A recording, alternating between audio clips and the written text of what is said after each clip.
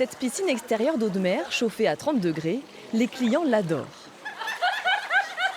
Mais pour le relais Thalasso, c'est un équipement énergivore. Chaque année, l'établissement émet près de 2300 tonnes de gaz à effet de serre, soit autant que 227 Français.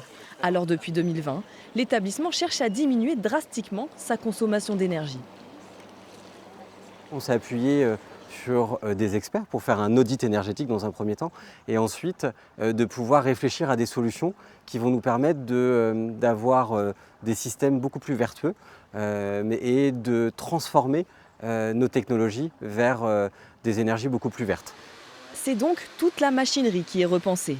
Ces vieilles centrales d'air, utilisées pour la déshumidification, vont laisser place à du matériel innovant, des thermofrigopompes qui pourront produire 7 fois plus d'énergie que les précédents. L'idée, c'est que vous avez un système classique comme on connaît sur une climatisation classique. Quand vous faites de la climatisation, vous produisez du froid à l'intérieur, mais tout le chaud de l'extérieur est rejeté à l'extérieur.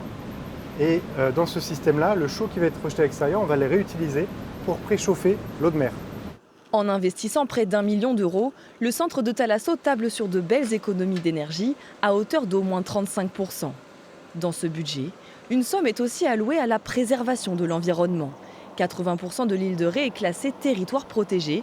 Les 5 hectares du site de Thalasso en font partie. La LPO, incluse au projet de restauration, a par exemple fait poser ses ganivelles pour protéger la dune.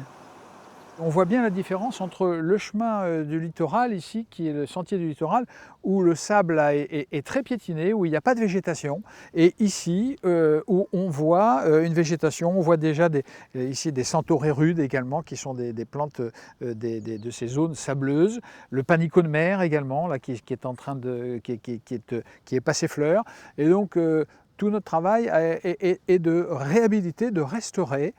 Ces efforts de restauration durable sont payants pour la Thalasso de Sainte-Marie-de-Ré. Un écolabel européen lui sera décerné à la fin de l'année, une distinction qui pourrait bien attirer davantage de clients sensibles au tourisme vert.